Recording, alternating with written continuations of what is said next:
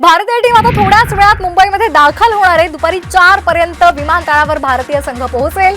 Team इंडियाच्या स्वागतासाठी मुंबई सज्ज झाली आहे, मुंबईकर सज्ज झालेत। संध्याकाळी नरिमन पॉइंट ते वानखेडे स्टेडियम पर्यंत ओपन बसमधून रॅली सुद्धा काढली जाणार आहे। मुंबईतल्या वानखेडे स्टेडियमवर आतापासूनच चाहत्यांनी मोठी गर्दी करायला सुरुवात केली आहे। तर आपण पाहतोय आता वानखेडे स्टेडियमवर या सर्व चाहत्यांना प्रवेश दिला जातोय।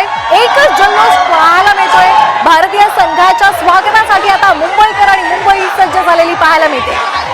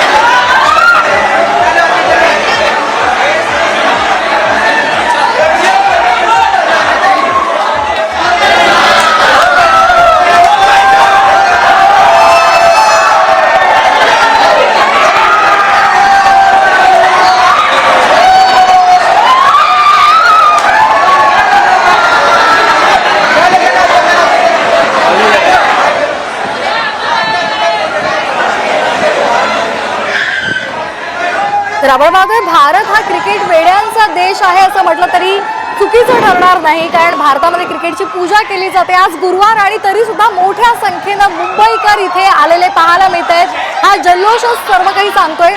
भारतीय संघानं T20 विश्वचषक जिंकलेला आहे आणि त्यानंतर आज भारतीय संघ मायदेशी परतलेला आहे। दिल्लीमध्ये जंगी स्वागत झालं आणि त्यानंतर आता मुंबईकर सुद्धा भारतीय संघाच्या जल्लोषासाठी सज्ज झालेले आहेत। ही दृश्य आपण पाहतोय। मोठ्या प्रमाणात पोलीस बंदोबस्त तैनात ठेवण्यात आलेले आहेत। वाहतुकीमध्ये बदल करण्यात आलेले आहेत। कुठल्याही प्रकारची गैरसोय होऊ नये यासाठी प्रशासन सुद्धा सज्ज आहे आणि त्याच पार्श्वभूमीवर आपण ही दृश्य सुद्धा पाहतोय। अनेक ठिकाणी तपासणी केली जाते। ज्यांच्या हातामध्ये बॅग्स आहेत त्या बॅगांची तपासणी केली जाते। कुठलाही अनुचित प्रकार घडू नये यासाठी खबरदारी घेतली जाते। तर दुसरीकडे आपण पाहतोय मोठ्या संख्येनं चाहते मुंबईमध्ये दाखल झालेले आहेत आणि वानखेडे परिसरामध्ये ही गर्दी केलेली पाहायला मिळते। आपल्या भारतीय संघाला त्याचं अभिनंदन करण्यासाठी, भारतीय संघाचे कौतुक करण्यासाठी ही सर्व मंडळी या परिसरामध्ये दाखल झालेली आहेत। तसंच आता वानखेडे स्टेडियमवर प्रवेश सुद्धा दिला जातोय। तिथे सुद्धा मोठ्या संख्येनं ही तरुणाई आपल्याला पाहायला मिळते। जल्लोष केला जातोय। इंडिया इंडिया असा जयघोष इथे आपल्याला पाहायला मिळतोय।